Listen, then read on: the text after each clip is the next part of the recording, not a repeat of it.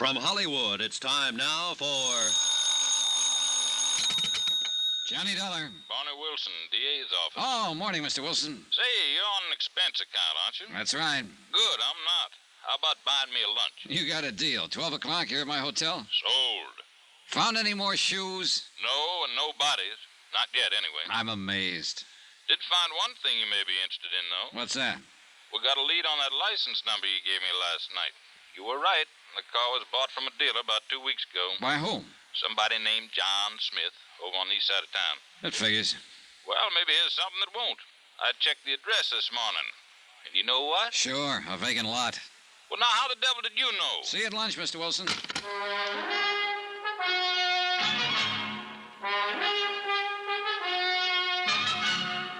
Tonight and every weekday night, Bob Bailey in the transcribed adventures of the man with the action-packed expense account, America's fabulous freelance insurance investigator. Yours truly, Johnny Dollar.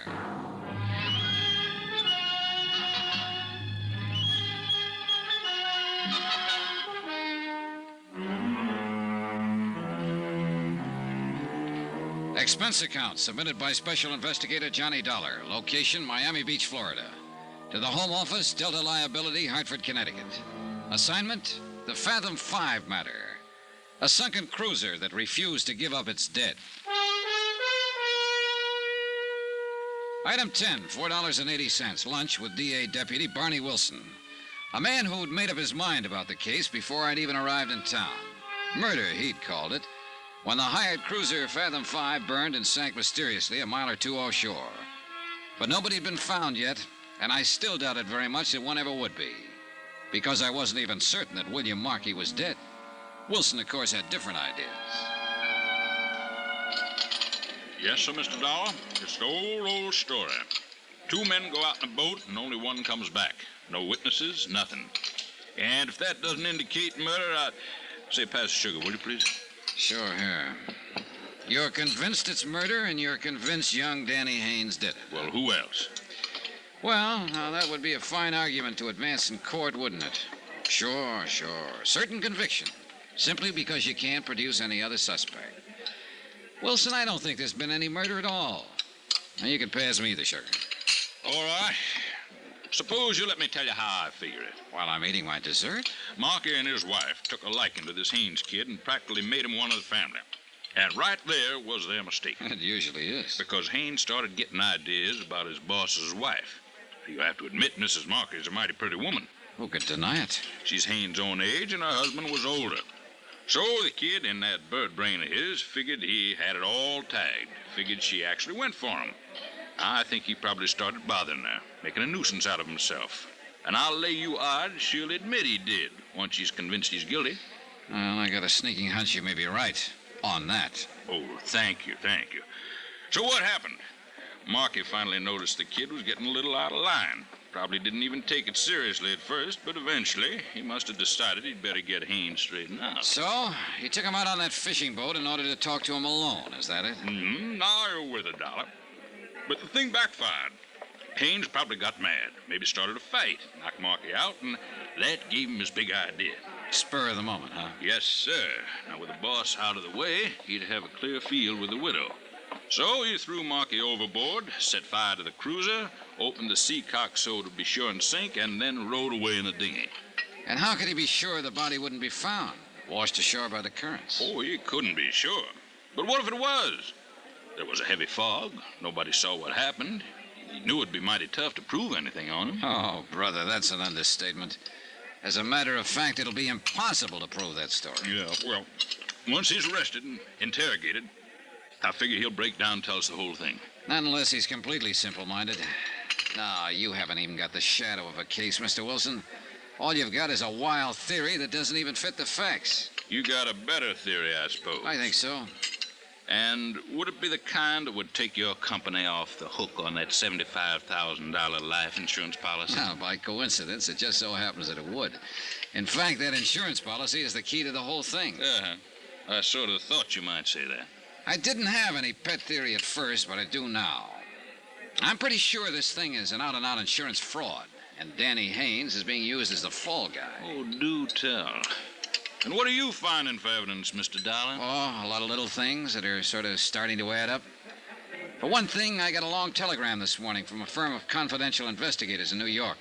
I forwarded a request through Hartford yesterday. Yeah, they turned up quite a lot on Markey. Such as? His financial status for the main thing. Oh, well, go on. Well, when he and Mrs. Markey were married 3 years ago, the firm was in first-class shape. But they've been living high, living up his capital. If he'd got that contract he came down here after, it might have pulled him through, but he didn't get it. Net result, he was flat broke. So what? A lot of people are broke. But not many of them have a $75,000 policy. I thought that's what you were getting at. What I am getting at is what I think happened. And I think Danny Haines is telling the truth. I think Markey did send him off alone in that dinghy.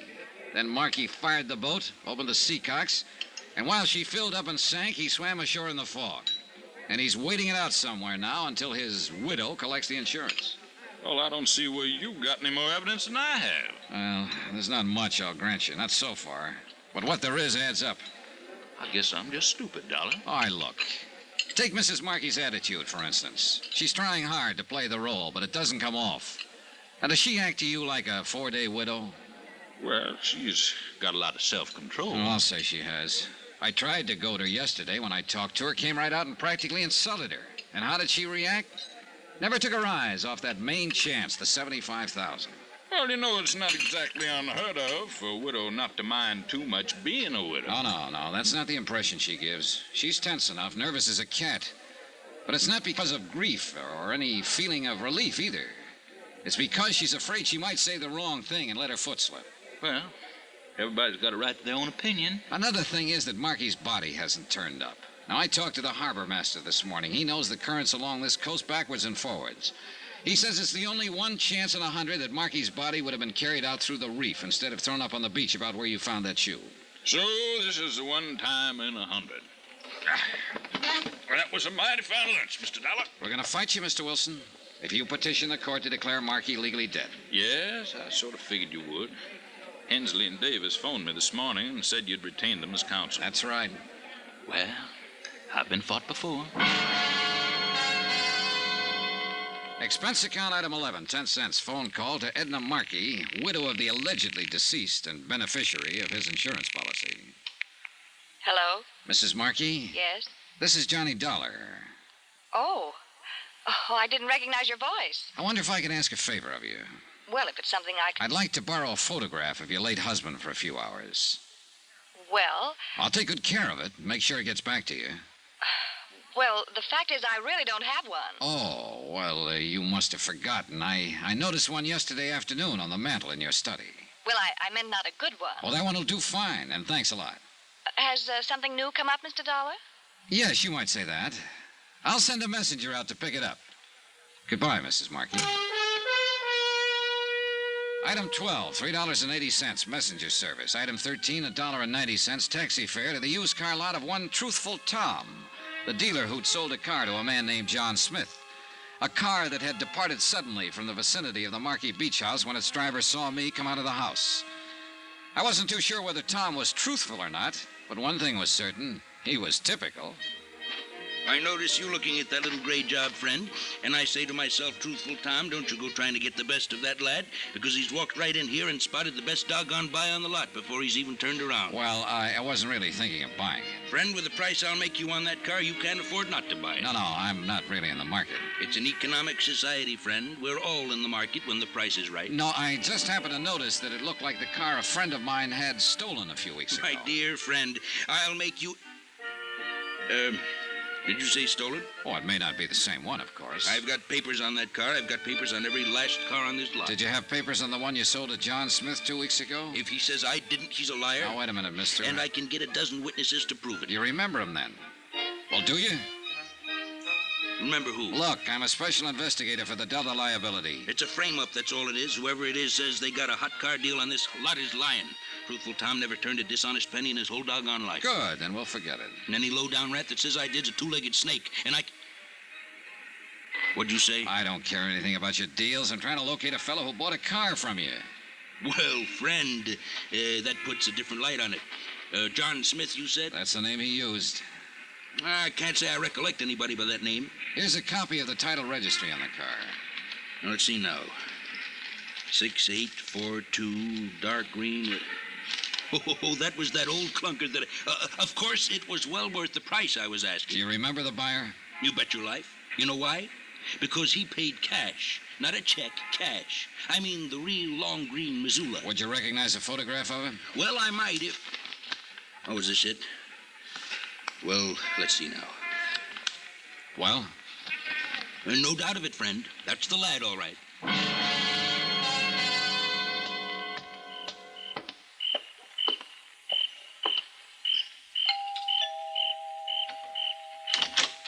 Good evening, Mrs. Markey. Mr. Dollar. I brought back the photograph of your husband. Oh, there wasn't that much hurry about it. Did it help any? Quite a bit. Do you mind if I come in? Well, all right, of course. Thank you. You know, I've been trying to think all day long what you could possibly want with that picture. I still can't imagine. You can't, huh? Sit down, Mr. Dollar. Thanks. It's a terrible picture, of course. That's why I hesitated about giving it to you. Doesn't look a thing like him. It looked enough like him, Mrs. Markey. Enough like him? I don't think I know what you mean. Did you know your husband bought a second-hand car the week before his so-called death? You must be mistaken. He'd have told me about it. The car dealer positively identifies his photograph. He used the name John Smith, paid for it in cash. What did you mean, so-called death? William Markey isn't dead. I think we're both aware of that. Well, Mrs. Markey, aren't we? Do you mind telling me what you're talking about? It wasn't even a very smart scheme to start with. Your husband must have been really up against the wall, or he'd have known better than to try it. But I suppose he thought he had to in order to hang on to you. I imagine you're pretty expensive to support. I think you'd better leave right now. Actually, it would serve you both right if I did. But I decided to give you a chance. I came here to let you know exactly where you stand. And where is that, if I may ask? One step away from prison. Take that step, and you're in up to your necks, you and your husband both. What step? So far, we have no case against you for attempted fraud because you haven't filed a claim yet. But take my advice, Mrs. Markey, don't file one, because the minute you do, we're going to hit you with both barrels. You've got some pretty crazy ideas, haven't you? You've had fair warning. I've had one of the biggest bluffs I've ever heard about. Why, you people would do anything, wouldn't you, to keep from paying off on a policy? Better talk it over with your husband before you do anything foolish. My husband is dead, Mr. Dollar. No one but you even doubts it. I'm a cynic. How much proof does it take to bring you to your senses? Mrs. Markey, as this case stands right now, there's only one way you could convince me that William Markey is not alive. Show me his dead body.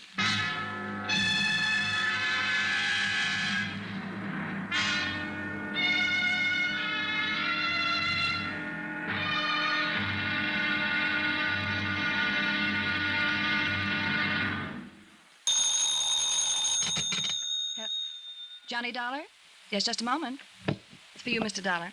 Thanks. Johnny Dollar. Barney Wilson here. Your hotel told me where to locate you. I'd rather you located that car. All the police agencies in the state have the license number and description. It'll turn up. Well, the sooner the better. It'll take more than a car to prove William Markey is still alive. The dealer who sold it to him identified his photograph. All right, but he bought the car 2 weeks ago. We know he was alive at that time. In case you've forgotten, Mr. Dollar, the Fathom 5 sank only 4 days ago. That's when Markey was murdered. Okay. We're not going to settle it by arguing. That's why I phoned. It's going to be settled tomorrow morning.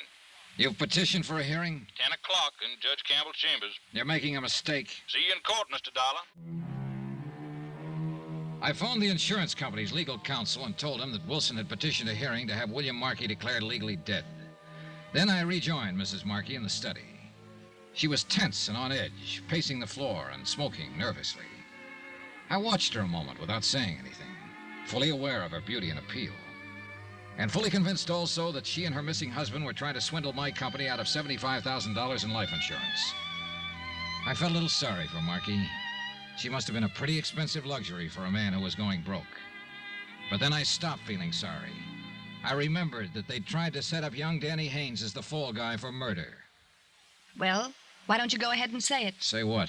Whatever it is you're thinking. I thought I'd already said it, and pretty bluntly, too. You made some wild accusations. Not so wild. I've got some fairly solid facts to back them up. Apparently the DA's office doesn't agree with you. Wasn't that Mr. Wilson on the phone? That's right. And didn't he say he would ask the court to declare my husband legally dead? He's going to try to, but we'll stop him cold. He hasn't got a leg to stand on. Well, that's what you're hired for, isn't it? To find some technicality so they can get out of paying off on a policy? Attempted fraud isn't exactly a technicality, Mrs. Markey. Now, I'll repeat that advice I just gave you. Get in touch with your husband, tell him the scheme is off, it won't work. And don't file a claim for that life insurance. You'd like that, wouldn't you? You'd just love to bluff me out of $75,000. No, I just kind of hate to see you go to prison, that's all. And that's exactly what is going to happen if you file that claim. You keep talking about some scheme. What scheme, Mr. Dollar? You want it laid right on the line, huh? I'd just like to know what you're talking about. And just how much I've figured out, all right. All right, I'll paint it for you in black and white. Your husband was broke, flat broke. I'm not guessing there. I got a report on him from a financial investigator in New York. I knew nothing about his business affairs. That I wouldn't know. Anyway, he thought he saw a chance to pull off a swindle on the basis of the only thing he had left, that $75,000 life insurance policy. So the two of you worked it out together. Did your financial investigator tell you that? Or would you be guessing? Your husband bought a car under an assumed name and probably rented living quarters somewhere in the area under another assumed name. So it was all set. It was just a matter of waiting for a morning when a heavy fog was down. You have a fantastic imagination. Meantime, just in case the accident theory didn't go over, you kept playing young Haines along so it would seem as though he had a motive for murder. And that part was a cinch. He was already halfway in love with you. You also have a rather nasty imagination. So finally, 4 days ago, conditions were just right. Your husband took Haines out on that fishing trip in the Fathom 5. He anchored the cruiser and sent Haines off along the reef in the dinghy. Then he set fire to the boat, opened the seacock so it would be sure to sink. He swam ashore and drove off in the car that he'd bought for exactly that purpose. As I understand it, Mr. Dollar, that cruiser was anchored a mile or two offshore. Are you actually suggesting my husband swam that distance?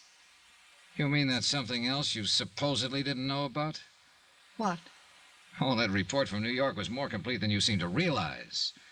William Markey has been a member of the Greenpoint Athletic Club for years. He won silver cups in the Long Island Sound Marathon Swim 3 different times.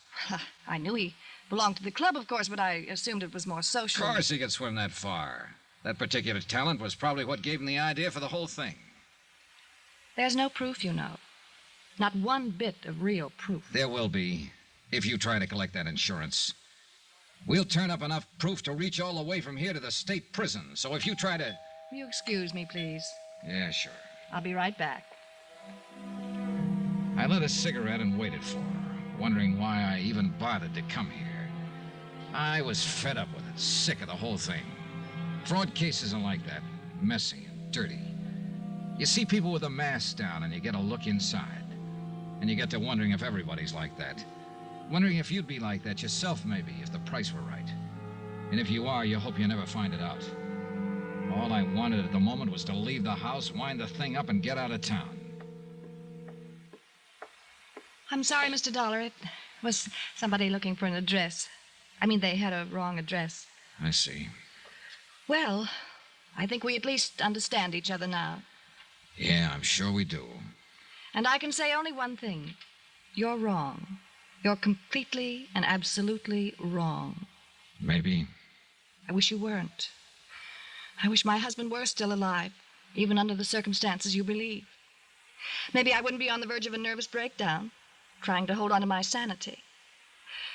Maybe I wouldn't be crying alone at night.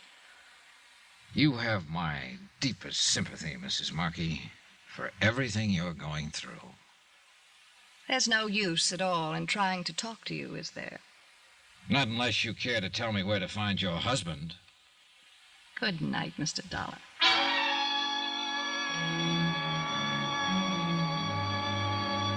I left the house and turned down the dark road toward the Pompano Beach Hotel.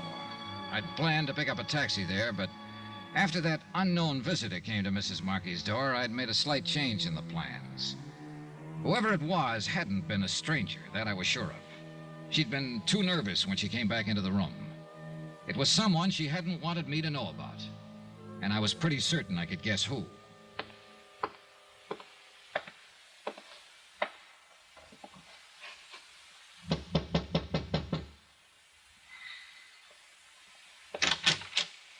Evening, Mr. Haines. What?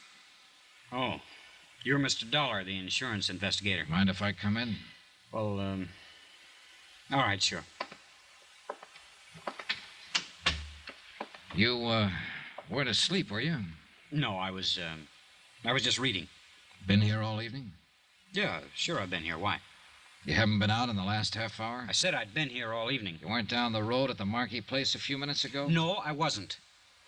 Now, look, I've answered just about all the questions I'm going to you or to anybody else. So what are you trying to get at? What's the point? All right, forget it, Danny. Sure, forget it. It looks like you're out to try the same thing Wilson's doing, trying to tag me on a murder rap. And you're trying to drag Edna into it, Mrs. Markey. Oh, she told me how you talked to her last night. And I suppose you've been over there again this evening. Oh, relax, Danny. I'll tell you one thing right now. You better leave her alone and stop trying to push her around. She doesn't deserve it. She's had too much of that kind of stuff as it is. Oh? From whom, Danny? From Markey, that's from whom. She tell you that? I suppose you'll claim she's lying. You think everybody is lying. But you don't know her like I do. She's a sweet kid, Dollar, and she's had a raw deal out of life. Such as? Markey. The way he treated her, things he made her do. Oh, not when anybody would see it. Pin it on him. He was too smart for that. But she told me about it.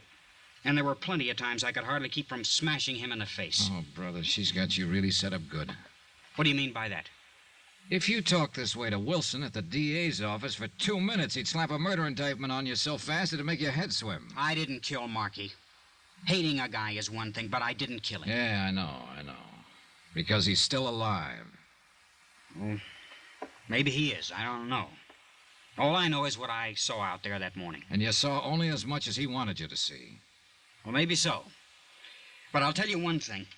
If he is trying to pull something crooked, he's doing it on his own. She's not in on it. It'd be a little hard for him to collect his own insurance, wouldn't it?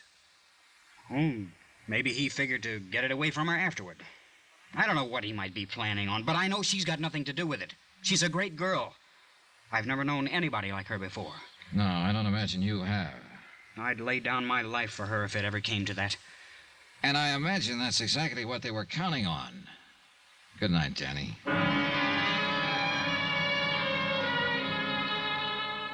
Expense account item 16, $1.90. Taxi fare the following morning from my hotel to the courthouse. I got there at 9:30 and went over the case with Jim Davis, local counsel for the insurance company. And at 10 o'clock, the hearing on Wilson's petition was opened in chamber session, Judge A.G. Campbell presiding. Judge Campbell kept the proceedings informal, and the whole thing moved pretty fast. Both sides presented briefs, and additional evidence was introduced through verbal interrogation. No witnesses were called. By 10:30, the cases for both sides had been completed.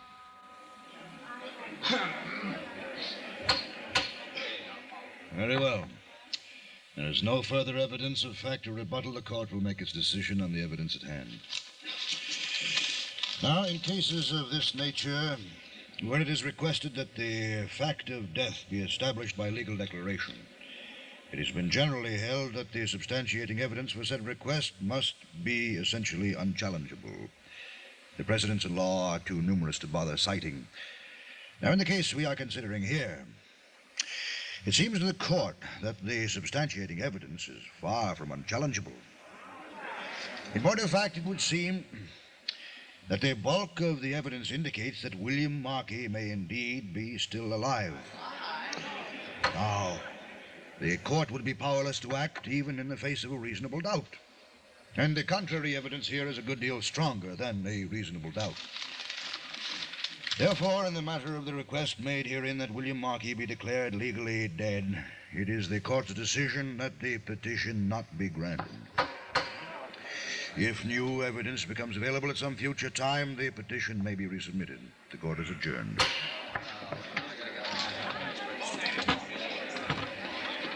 Well, looks like you won, Mr. Dollar. I told you what would happen. I sure do hate to see that kid get away with murder. Oh, forget it. Markey is walking around somewhere just as alive as you or I. Well, we've all got a right to our opinions, Mr. Dollar.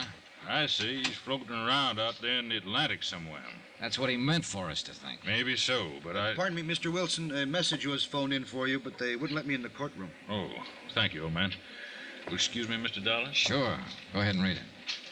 The minute I step out of that office, somebody's bound to start calling. Well. What's the matter? Mr. Dollar, the Coast Patrol hauled a man's body out of the surf about an hour ago. Been drowned. So? They got a quick check on his prints. It's William Markey.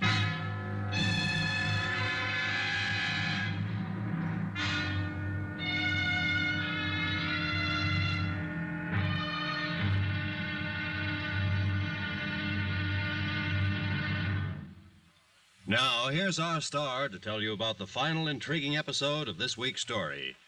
Tomorrow, a dead man tells a tale, but not the tale he was meant to tell, and thereby hangs the wind-up. Join us, won't you? Yours truly, Johnny Dollar.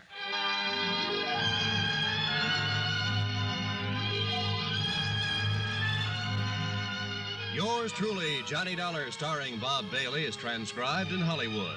Written by Les Crutchfield, it is produced and directed by Jack Johnstone. Be sure to join us tomorrow night, same time and station, for the next exciting episode of Yours truly, Johnny Dollar. Roy Rowan speaking.